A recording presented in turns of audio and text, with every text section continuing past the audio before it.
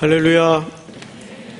오늘 사무엘상 주보에 나와 있는 본문하고는 좀 다르게 1절서부터 보도록 하겠습니다. 원래 계획은 오늘 10장 전체를 다루려고 했는데 일부 때 오늘 본문 내용을 들어가기 위해서 앞을 다루다 보니까 앞에 분량을 너무 많이 잡아먹어 가지고 그냥 1절서부터 시간 되는 대로 마치도록 그렇게 하겠습니다.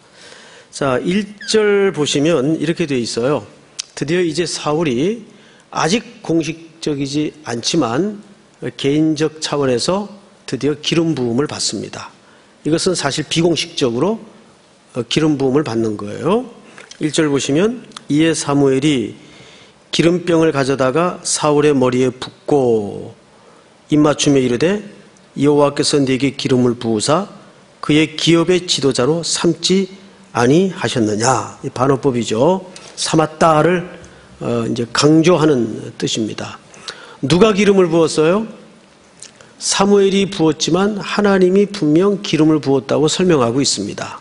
자, 여기 기름을 붓다라는 말을 이제 히브리 말로는 메시아라 그러죠. 메시아. 그리고 헬라 말로는 그리스도. 이게 다 같은 표현입니다.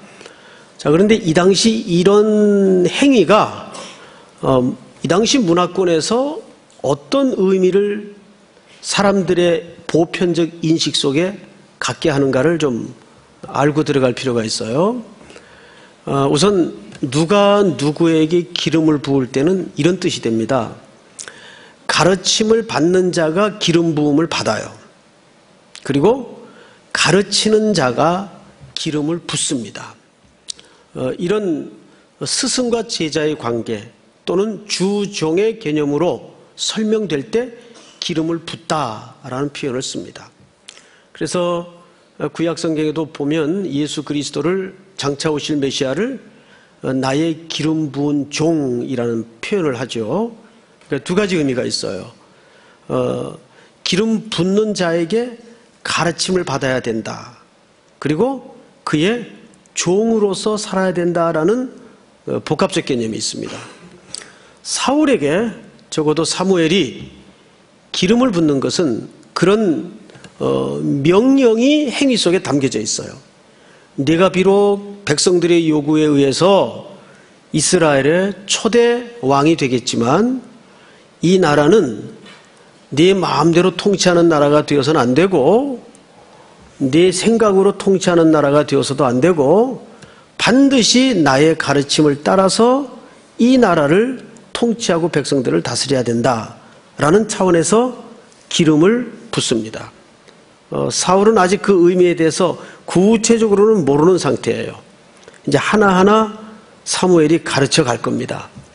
그리고 또 하나 이 기름 붓다라는 행위 속에 담아진 의미가 뭐냐면 과거의 삶으로부터 단절을 뜻합니다. 이게 끊어지고 과거의 삶에 대해서 끊쳐지고 새로운 위치로 진입한다라는 메시지가 이 속에 담겨져 있어요. 그러니까 사울은 본인이 원했던 원하지 않았던 그런 분명 원하지 않았던 길에 지금 접어든 겁니다. 암나기 찾으러 심부름 떠났다가 사무엘을 만나면서 이런 황당스러운 시대의 대업무를 맡게 되죠. 그러나 그는 원했던 원하지 않았던 기름 부음을 받음으로써 이제 이 나라 백성들을 지도하고 섬기는 자리에 떠밀려집니다. 떠밀려진 자는 어떻게 해야 되느냐? 모든 삶의 원리를 끊어야 돼요. 그리고 새로운 삶의 위치로 진입한다는 마음의 결단이 있어야 됩니다. 우리가 보통 이제 목사님들도 기름을 붓는다 그러고 장로님들도 안수 집사님들도 기름을 붓다라는 표현을 써요. 그래서 기도할 때도 기름 부은 종 우리 안수 집사님, 장로님, 목사님 이런 표현을 하죠. 즉 그렇게 임직을 받아서 교회의 직원이 되면 그걸 교회의 직원이라 그래요.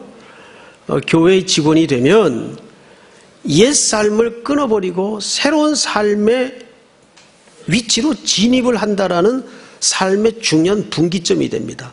그래서 이 기름 붓는다라는 의미는 굉장히 무섭고 두렵고 떨림이 있어야 돼요. 그러면 이제 혹자는 그럼 우린 뭐냐? 우린 뭐 아무것도 아니냐? 정말 그럴까요? 성도님들은 기름 부음을 받았습니까? 안 받았습니까? 웅얼웅얼 하지 마시고 정확하게. 받았습니까? 안 받았습니까? 받은 것 같기도 하고 안 받은 것 같기도 하고 받았습니다. 그렇게 형태적이고 행위적인 기름 부음하고는 비교할 수 없는 기름 부음을 받았죠. 무슨 기름 부음입니까? 성령의 기름 부음을 받은 거예요. 그러니까 우리는 실질적이고 원천적으로 모두가 성령이 우리 가운데 내주하는 순간 뭘 받은 거예요? 기름 부음을 받은 거예요. 믿습니까? 그런 의미에서 우리도 기름 부음을 받은 종이라고 말할 수가 있습니다. 이제 단지 교회의 원리와 질서상 이렇게 직분을 구분하여 그런 예식을 통해서 기름 부음을 받는 행위는 있어요. 그것은 교회에 하나님께서 직책으로 주신 거예요. 그러나 큰 범주라는 의미 속에서는 모두가 성령의 기름 부음을 받은 사람들입니다. 믿습니까? 그러니까 컴플렉스에 빠질 이유가 없어요. 나는 아무것도 아닌가 보다. 아니에요. 똑같은 책무와 삶의 과제가 기름 부음을 받은 모두에게 성도의 이름을 가진 자라면 담아져 있는 겁니다. 믿습니까? 자, 이렇게 기름 부음을 이제 사울에게 허락합니다. 그리고 이 기름 부음이 하나님께로부터 온 것이라는 것을 세 가지 사인을 통해서 확인합니다. 몇 가지 사인이요? 세 가지 사인을 통해서 확인합니다. 오늘은 이 대목을 다루다가 아마 거의 끝날 것 같아요, 시간이. 첫째, 2절을 보십시다. 네가 오늘 나를 떠나가다가 베냐민 경계 셀사에 있는 누구의 묘입니까?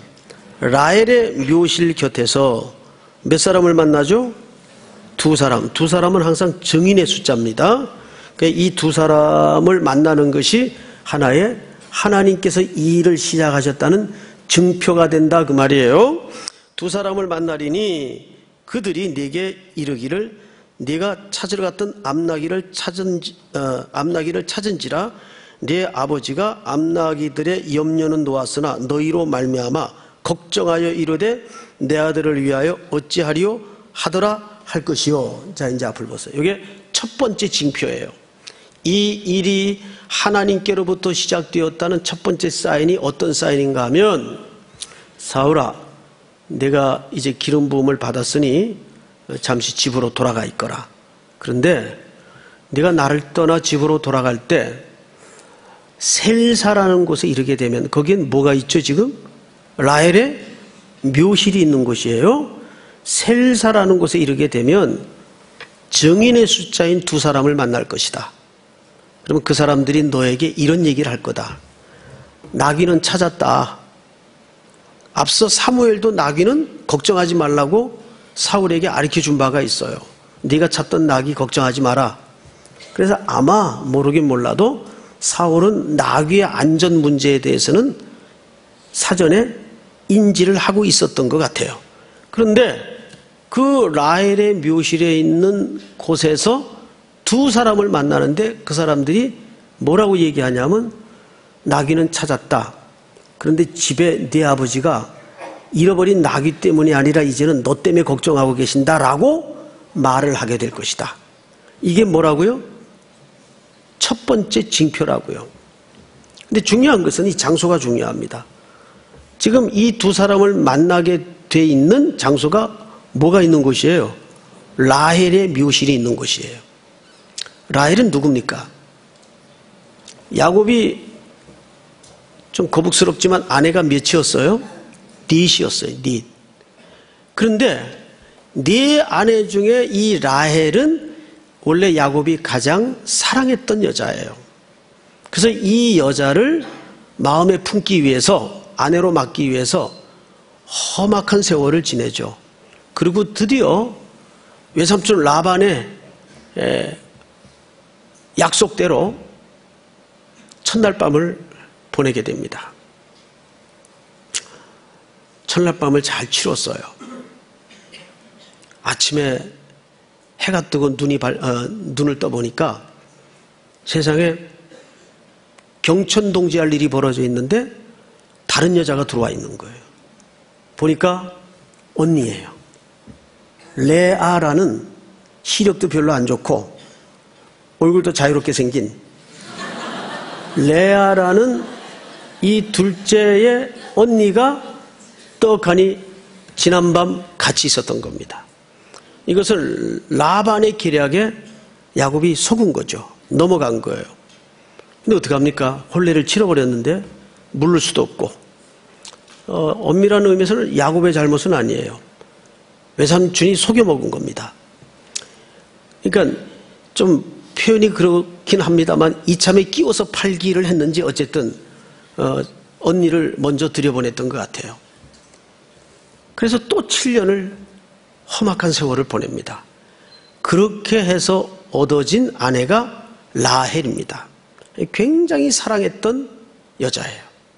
그런데 이 여자가 낳은 자식 중에 유명한 자식이 베냐민입니다. 사울이 어느 지파에서 나와요? 바로 그 베냐민에서 나옵니다. 근데 그때 이 베냐민을 낳을 때 참 가슴 아픈 사건이 하나 있었어요. 우리 창세기 35장을 열어보세요. 창세기 35장 16절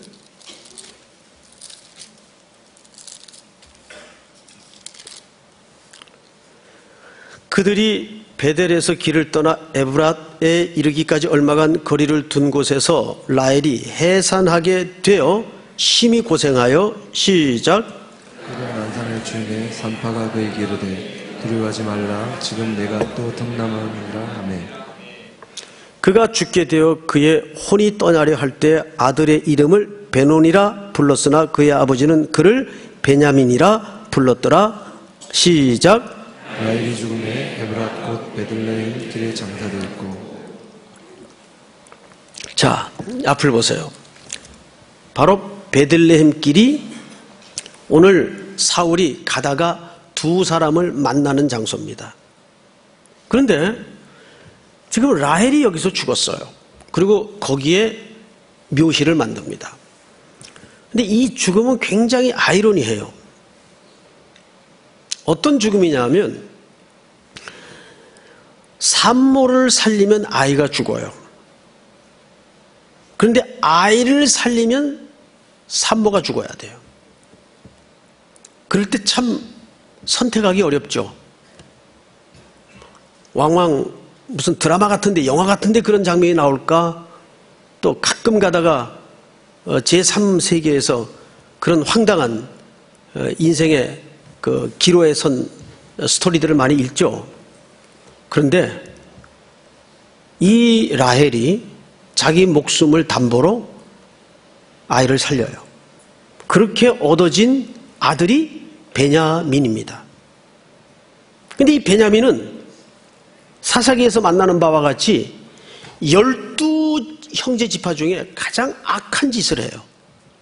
특별히 기브아라는 곳에서 레위의 첩을 밤새 몹쓸 짓을 해가지고 대문 밖에 버리고 가죠. 그래서 나머지 11지파 형제들이 대노를 합니다. 야, 이런 천인공날 일이 있나? 전쟁이다 하고 전쟁을 선포해요. 그리고는 베냐민 지파와 큰 사륙이 일어나는 전쟁을 치르게 됩니다. 이때 베냐민 지파가 600명만 남아요. 다 죽고. 우리 지난주 살펴본 내용이죠. 바로 이 베냐민 지파는 라헬의 죽음을 담보로 이 땅에 존재하게 되었던 지파예요. 그러니까 이 베냐민 지파는 얼마나 기적이요 은총을 입은 지파입니까? 그래서 이 지파는 장래 이 은혜를 사실 갚으면서 살아도 시원치 않을 지파예요. 그런데 하는 짓마다 악한 짓만 해요. 이 베냐민 지파의 족적과 역사 속에서 우리는 뭘 보냐 하면 인간의 얼굴을 봐요. 죄를 봐요. 지독한 인간의 그 무너지는 장면을 베냐민 지파 속에서 전율스러우리만치 발견을 하게 됩니다. 그런데 놀랍게도 여기에서 이스라엘 백성들이 요구했던 초대 왕이 선택될 줄이야 누가 알았어요. 그는 키가 다른 사람 어깨보다 하나가 더 있었어요. 제가 엊그제 어느 장례식장 갔다가 처음으로 이게 누가 차에서 내리는데 차가 보통 흔들리는 게 아니에요. 쿨렁쿨렁 그래요. 누가 탔길래 차가 저 모양이나 봤더니 서장훈 선수가 내리는 거예요. 농구 은퇴한 선수 아시죠? 그분 은퇴했습니까? 예. 네. 서장훈 선수가. 와. 제가 일부러 이렇게 나하고 키가 얼마나 차이가 나나 말도 안 되지만 옆으로 이렇게 지나가 봤어요.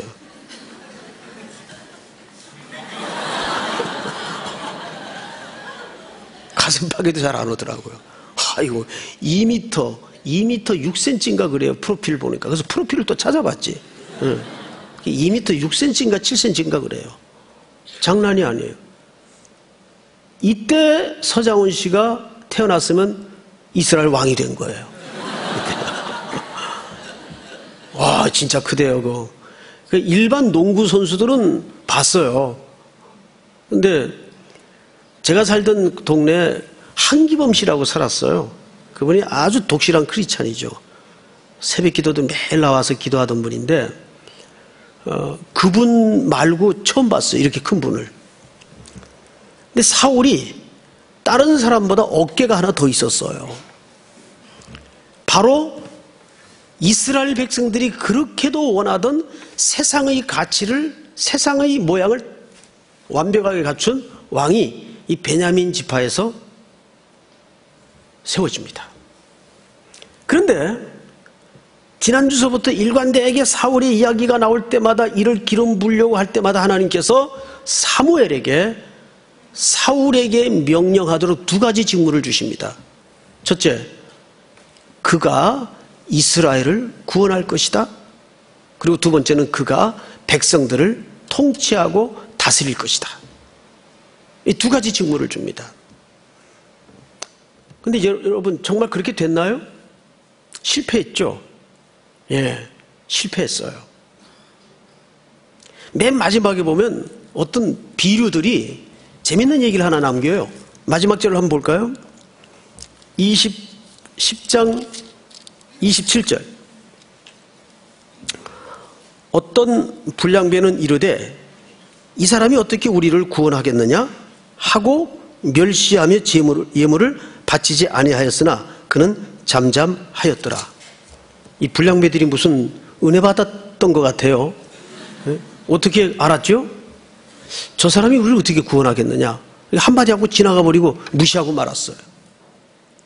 근데 정말 이 불량배들의 예고처럼 사울은 이스라엘을 결국 구원하지 못하죠. 사울의 이야기를 사무엘서를 통해 쭉 따라가다 보면 신기한 패턴이 하나 발견돼요. 사울은 점점 왕국을 키워갑니다. 전쟁에 나가서도 뭐 질 때도 있었지만 대체적으로 이겨요. 승리해요. 그런데 신기한 거는 사울은 계속 하나님과의 개인적인 관계에서 계속 실패합니다.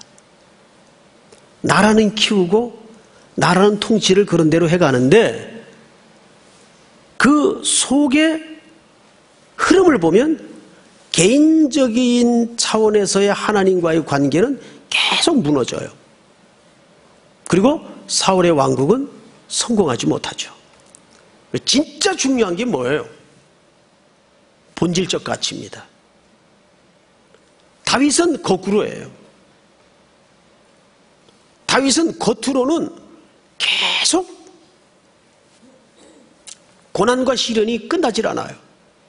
그런데 그 고난과 시련을 통해서 다윗은 더 하나님께 밀착되어 갑니다. 살려주세요. 도와주세요. 주만이 나의 힘이십니다. 하나님만이 산성이십니다. 하나님만이 나의 강함이 되십니다. 계속 내용으로는 하나님과 견고하게 밀착되어가는 역설을 두 사람 속에서 발견할 수가 있어요. 사실 사울은 그렇게 외형은 성공해 보이는 듯한데 내용은 무너지고 있었어요. 자, 첫 번째 징표를 통해서 하나님이 말씀하시고자 하는 의미가 뭘까요? 이런 거예요. 첫째, 그 라헬의 묘실에서 만나도록 한 이유가 있어요. 너의 출발과 근거를 확인하라 그 말이에요. 내가 어떻게 누구의 죽음을 담보로 이 땅에 생존하게 된 지파인지 아느냐. 그런데도 불구하고 사울은 실패하죠. 근데 더 중요한 거는 사울의 실패가 중요한 게 아니라 그 사울의 실패를 하나님이 오욕과 모멸의 역사를, 불순종의 역사를 뚫어내면서 둘째 왕 다윗을 통해서 결국은 참된 메시아가 오도록 하십니다. 이게 하나님의 궁극적인 목적지예요. 그래서 첫사람 아담은 실패했지만 둘째 아담은 그 죄의 족보의 종지부를 찍었듯이 둘째 왕 다윗을 통해서 온 인류로 하여금 예수 그리스도의 오심을 내다보게 하죠.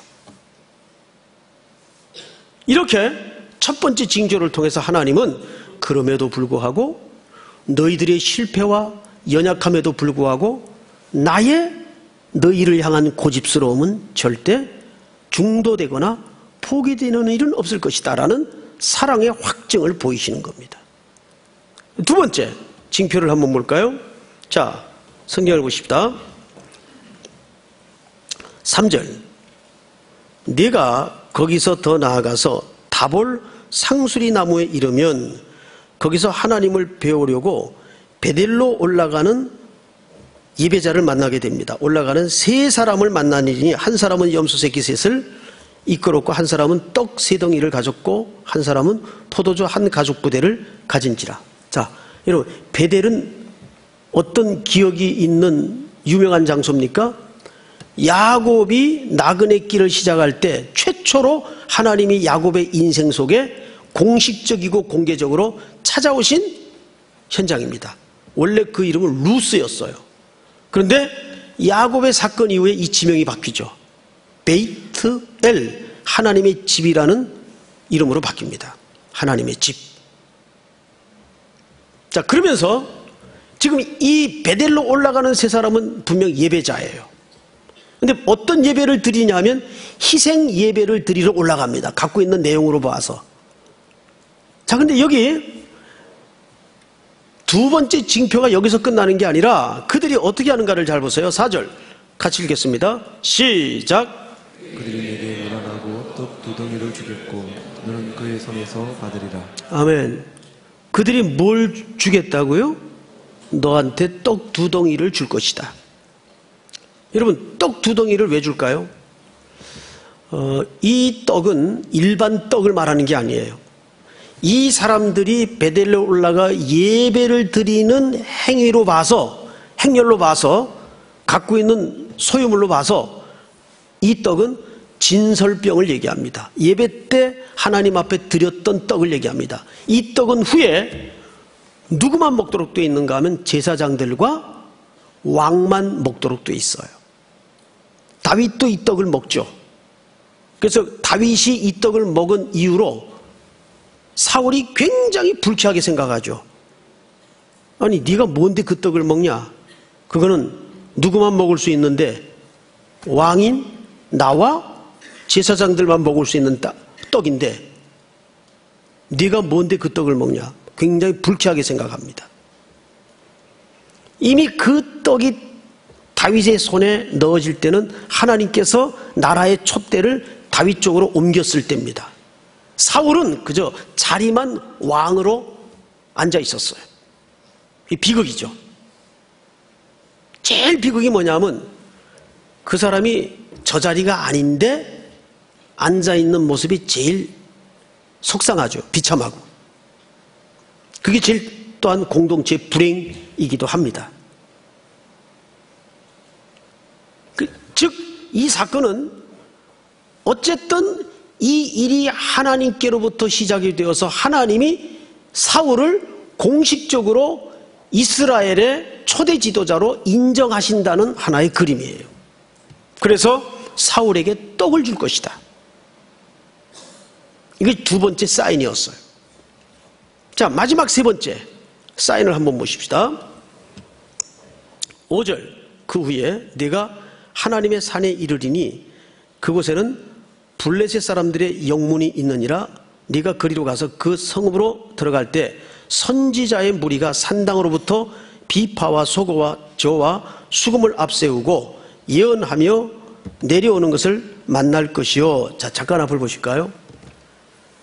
이 사람들은 이 당시 사무엘이 설립한 선지학교 생도들로 학자들은 보고 있습니다. 왜냐하면 이때까지만 해도 공식적인 선지자 활동이 뚜렷한 시기가 아니었어요. 지난주에도 잠깐 말씀을 드렸지만 되게 선견자라고 했습니다. 그 나라의 질서와 나라의 통치를 위해서 사무엘은 자기가 사는 근처에다가 선지학교를 만들었던 것 같아요. 그리고 거기에서 하나님의 말씀을 배우고 시대의 이해를 배우고 인간의 이해를 배우는 학교가 운영이 되었던 듯 싶습니다. 그러니까 이 무리들은, 선지자의 무리들은 바로 그 생도들을 지칭하는 거예요. 자, 그런데 6절 보실까요? 다 같이 읽겠습니다. 시작. 내게는 여호와의 영이 크게 임하리니 너도 그들과 함께 예언을 하고 변하여 새 사람이 되라. 아멘. 이렇게 해서 사울이 예언을 하게 돼요. 이 선지자들의 무리 속에 섞여서 엑스터시로 들어갑니다. 이제까지 한 번도 경험하지 못한 영적인 신비한 경험을 여기서 하게 돼요. 근데 여기에서 중요한 명령 하나가 있죠. 너도 새 사람이 되라. 여러분, 이 새 사람이 되라는 말은 무슨 뜻인가 하면 착하게 살고 윤리 도덕 규범을 잘 지켜서 살아라, 그 개념이 아니에요. 여기서 말하는 새 사람이 되라는 말은 아까 기름 부음을 받다라는 개념 속에 의미가 포개져 있어요. 자, 기름 부음을 받는다는 것은 첫째, 옛 삶을 끊어버리고 새로운 삶의 위치로 들어간다, 그 말이에요.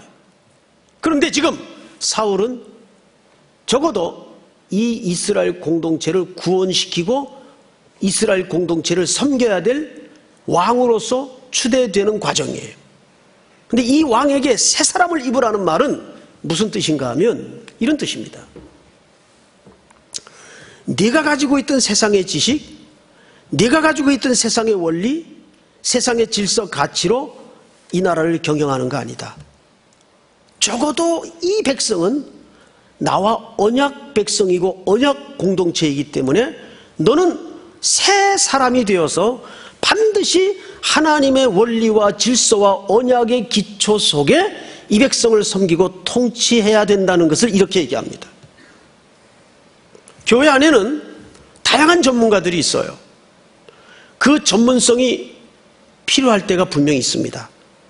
그런데 한 걸음 더 들어가서 조심할 것은 그 전문성이 교회를 핸들하는데 전부이어서는 안 돼요. 교회는 하나님만이 경영하시고 통치하시는 무슨 영역이 항상 감춰져 있는가 하면 신비한 영역이 감춰져 있어요.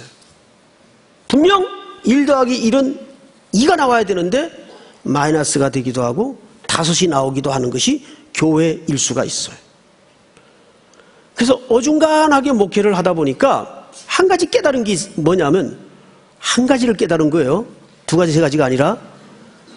그러니까 10년에 한 가지 깨닫는 게 크더라고요. 뭘 깨달았는가 하면 교회는 예상대로 답이 안 나오는구나. 교회는 예상 외의 일이 많더라고요. 맞죠, 여러분? 예상 외의 일이 많아요. 우리 인생도 마찬가지고. 그런데 교회는 그래야 되겠더라고요. 교회가 늘 상식과 예상대로만 갈 수는 없는 거예요. 믿습니까? 믿음의 역사가 왜 필요합니까? 이스라엘 백성들이 홍해를 건너려 할 때 막 갈라지려고 물이 난리를 칠 때 싹 들어갔습니까? 아니에요. 미동도 하지 않을 때, 주님 말씀 의지해서 믿고 발을 디뎠을 때 홍해가 갈라집니다. 항상 하나님의 신비한 경영과 통치를 통해서 우리에게 연단시키고 훈련시키고자 하는 신앙의 영역은 순종이에요. 무지몽매한 순종을 말하는 것이 아니라 오직 주만 바라보는 순종입니다. 자, 그런데 이렇게 세 가지 사인을 징표로 허락하십니다. 이런 일들이 내가 돌아가는 길에 반드시 나타날 것이다. 그러면 이 일이 하나님께로부터 시작된 일인 줄을 알라. 세 가지 사인을 예언하시는 거예요. 자, 그런데 여기 마무리 겸 한 가지 더 플러스 원을 하십니다. 성경을 보십시다. 7절, 이 징조가 네게 임하거든 너는 기회를 따라 행하라. 하나님이 너와 함께 하시느니라. 8절 다 같이 시작. 너는 나보다 앞서 길갈로 내려가라. 내가 내게로 내려가서 번제와 화목제를 드리니 내가 내게 가서 내가 행할 것을 가르칠 때까지 7일 동안 기다리라. 이 세 가지 징표를 통해서 네가 하나님께 이 시대에 쓰임받는 이 시대의 초대 왕인 줄을 알라 그래 놓고 제일 먼저 사무엘이 사울에게 그러나 부탁한 게 뭐예요? 기다리라. 며칠 동안요? 7일 동안. 7이라는 숫자는 완전한 숫자입니다. 즉 이 말은 하나님의 성숙한 완전한 타이밍 때까지 기다려라. 제일 먼저 나라의 지도자로서 하나님 앞에 받는 명령이 기다리는 명령이었어요. 인간이 뜻밖의 또 제일 안 되는 부분이 이 영역이에요. 기다리면 내가 네게 모든 하나님의 명령을 하나서부터 10까지 차근차근 가르쳐 줄 것이다. 그거 듣고서 백성들을 섬기고 구원하고 통치하도록 해라. 그래서 7일 동안을 기다리게 합니다. 이스라엘에 바엘리라는 학자가 있어요. 이분은 그 인간의 그 생체 리듬을 연구하는 분인데 이분이 뭘 연구했냐 하면 축구 선수들 이제 그 페널티 에어리 안에서 반칙을 하게 되면 페널티 킥을 주죠. 왜 축구 얘기하니까 불편하세요? 그러면 이제 페널티 킥을 주게 되면 키커 한 사람이 골키퍼 한 사람을 세워놓고 11m일 겁니다. 아마 제 기억으로는 볼을 차게 돼요. 그럼 이거는 거의 방향을 잡아도 워낙 가깝고 선수들이 전력을 다해서 차기 때문에 그 스피드를 잡을 수가 없어요. 90%가 전부 골인이 됩니다.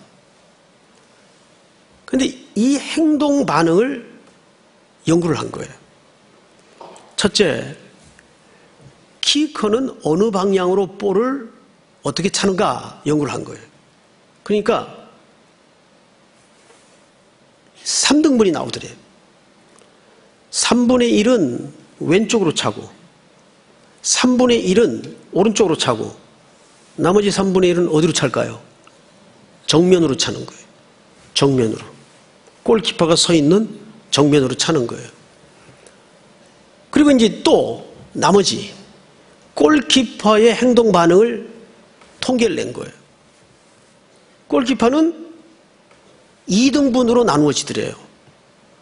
50%는 왼쪽으로 방향을 잡고 50%는 정확하게 오른쪽으로 방향을 잡더래요. 그러면 뭐가 안 된다는 얘기입니까? 중앙에 가만히 서 있는 걸 못한대요. 왜 그런가 심리 테스트를 해봤더니 3분의 1이 중앙에 오는 걸 알면서도 중앙에 가만히 서 있는 판단을 안 하는 것은, 못하는 게 안 하는 것은 중앙에 가만히 서 있다가 양 옆으로 꼴이 들어가서 먹으면 좀 세상 말로 그것처럼 멍청해 보이는 모양새가 없더라는 거예요. 그 애들 말로 쪽팔리는 거죠. 그래서 이래나 저래나 막을 확률이 적다면 아무 쪽이라도 먼저 움직여서 운이 좋으면 걸려들게끔 한쪽 방향으로 선택을 해서 넘어진다는 거예요. 이걸 그분이 그 용어를 하나 만들어냈는데 행동 편향이라는 용어를 만들어냈어요. 골키퍼는 3분의 1은 정면에 오는 걸 알지만 이거를 포기하고 저 빠른 볼의 스피드를 잡아내려면 먼저 움직인다는 거예요. 한쪽으로. 행동 편향이라는 거죠. 그런데 이러한 생리가 우리의 신앙생활이나 인생살이 속에 그대로 드러난다는 거예요. 우리는 제일 두려운 게 뭐냐면 가만히 있는 걸 제일 두려워해요. 이러다가 내가 그냥 뒤처지는 거 아닐까? 이러다가 하나님 계획이 망가지는 거 아닐까? 그래서 대표적인 인물이 아브라함 아니에요. 10년을 기다려도 하나님이 씨를 주지 않으니까 이러다 하나님이 큰일 나시지. 나라도 손을 써야 되겠다. 그래가지고 하나 이제 얻어서 생산해낸 인물이 누굽니까? 이스마엘 아니에요. 기다리다 지쳐서. 그런데 우리가 급하고 우리가 답답할 뿐이지 하나님은 한 번도 이 타이밍에 대해서 실수하신 법이 있을까요? 없을까요? 없어요. 여러분 그 사실을 믿습니까? 예. 그런데 지금부터 사울의 인생 행로를 추적해 보면 사울은 전부 이 문제에서 넘어집니다. 제사장이 오기 전에 기다리도 못해서 자기가 제사 드려버리고 이런 엉뚱한 짓들을 합니다. 결국 신앙의 싸움은 나의 다급함과 욕망이 중요한 것이 아니라 하나님의 타이밍에 딱 정점에 이를 때까지 그 시점까지 내가 얼마나 하나님 앞에 엎드려서 기다릴 줄 아는가. 이게 제일 중요한 싸움이에요. 사랑하는 우리 삼일교회 성도 여러분, 이렇게 사울을 역사의 전면에 드러내기 위해서 하나님은 다양한 확인을 시키고 명령을 하시는 가운데 이제 카메라 렌즈가 다른 쪽으로 돌려집니다. 이제 백성들에게로 향하게 됩니다. 오늘 그 백성들에게 어떤 말을 했느냐가 중요한 게 아니라 어디에다가 이 백성들을 모았는가를 잘 보세요. 어디에다가. 자, 성경을 좀 보십시다. 몇 절을 보시냐면 10장 14절을 보세요. 17절부터 읽겠습니다. 시간이 없으니까. 사무엘이 백성을 어디로 부르죠? 미스바로 불러 여호와 앞에 모으고 이스라엘 자손에게 이르되 이스라엘 하나님 여호와께서 이같이 말씀하시기를 내가 이스라엘을 애굽에서 인도하여 내고 너희를 애굽인의 손과 너희를 압제하는 모든 나라의 손에서 건져내었느니라 하셨거늘. 자, 19절 시작. 너희는 너희를 모든 재난과 고통 중에서 친히 구원하여 계시 너희의 하나님을 오늘 버리고 이르기를 우리 위에 왕을 세우라 하는도다. 그런즉 이제 너희의 지파대로 천명씩 여호와 앞에 나아오라 하고. 이제 드디어 백성들에게 어떤 교훈을 위해서 이 백성들을 어디에 모으냐 하면 파수대라고 불리우는 미스바 광장에다가 모읍니다. 자, 그런데 이 장소가 갖는 의미가 굉장히 큽니다. 미스바는 얼마 전까지만 해도 이스라엘 백성들에게는 어떤 현장이었어요? 7장을 한번 볼까요? 확인합니다. 자, 사무엘상 7장. 우리 앞서 한번 길게 살펴보았던 대목인데 7장 5절. 사무엘이 이르되 온 이스라엘은 미스바로 모이라. 내가 너희를 위하여 여호와께 기도하리라 하매 시작. 그들이 미스바에 모여 물을 끼러 여호와 앞에 붓고 그날 종일 금식하고 거기에서 이르되 우리가 여호와께 범죄하였나이다 하니라. 사무엘이 미스바에서 이스라엘 자손을 다스리니라. 아멘. 이 미스바는 그들이 하나님 앞에 회개하고 통곡하고 새로운 부흥을 시작했던 그 부흥이라는 것은 숫자적인 늘어남이 아니라 여기에서부터 사무엘이 뭘 했다고요? 이스라엘을 다스리니라. 이 다스리라는 말은 무슨 뜻이라고 했습니까? 몇 주 전에 목양의 의미라고 그래서 말씀을 먹이는 것이라고 그랬어요. 다스린다는 말은 하나님의 말씀이 이스라엘 백성들에게 제대로 전해지고 가르쳐지고 먹여지기 시작하면서 이들의 심령 속에 새로운 부흥의 불씨를 일으켰던 현장이 이 미스바예요. 그런데 실질적으로 이들은 이제 보이지 않는 하나님을 거절합니다. 그리고 우리도 여러 나라들과 같이 보이는 왕을 허락하소서, 이렇게 몇 장이 채 넘어가지 않아서 미스바 광장에 새로운 왕이 세워지는 광경을 백성들은 보게 되죠. 어떻습니까? 그래서 이 미스바는 적어도 이스라엘 백성들에게는 망감이 교차되는 희노애락이 겹쳐지는 중요한 현장이 됩니다. 부흥의 진원지였던 현장이 무엇이 되고 있어요? 세상의 권력이 시작이 되는 현장이 되고 있어요. 이게 어디 저 이방인들 속에 일어났나요? 하나님의 언약 공동체 안에서 이런 일들이 지금 일어나고 있다고요. 이것은 우리 속에도 얼마든지 벌어질 수 있는 일이에요. 그래서 교회라는 공동체는 사람이 힘을 갖고 세력화되면 그때부터 교회는 썩고 망하기 시작합니다. 교회는 딱 하나, 지난주 주일날 낮 강의를 통해서 말씀을 드렸던 바와 같이 하나님의 말씀이 세력을 얻기 시작해야 돼요. 그래서 온 교회는 많이 기도하고 하나님 말씀 많이 읽어서 그 말씀 앞에 신비한 하나님의 영광의 임재에 전부 엎드릴 수 있는 분위기가 될 때 삼일교회 주인은 하나님이 되시는 겁니다. 믿습니까? 우리는 다시 이곳을 말씀이 던져지고 가르쳐지던 미스바 광장으로 만들어서 새로운 공동체의 꿈을 향해 온 교회가 순종하여 걸어가는 큰 은혜가 경험되어질 수 있기를 주님의 이름으로 축복합니다. 우리 다 같이 일어나십시다. 주를 위한 이곳에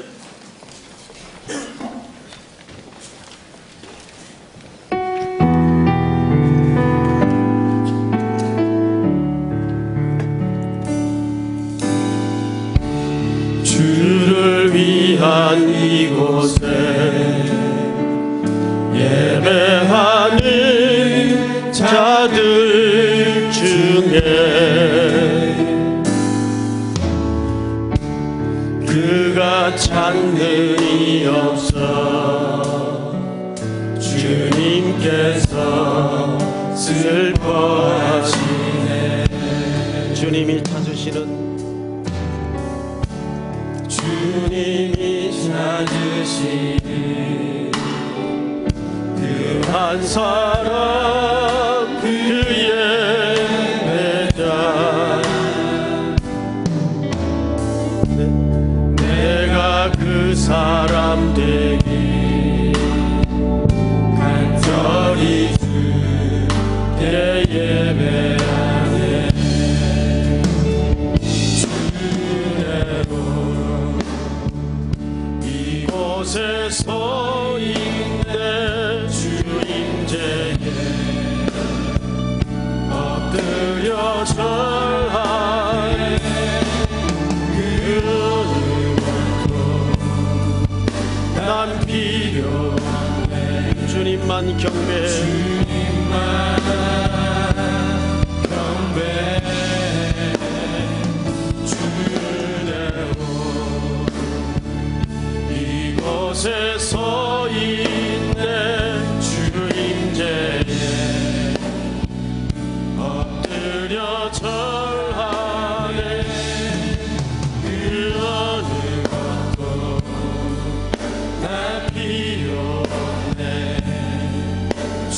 주님만 경배 주 은혜로 이곳에 서 있네. 이곳에 서 있네. 주님께 엎드려 절하네. 그 어느 것도 나 필요 없네. 주님만 경배해.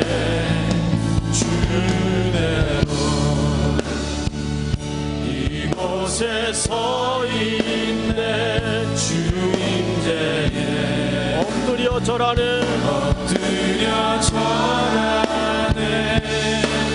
그 어느 것도 날 필요 없네.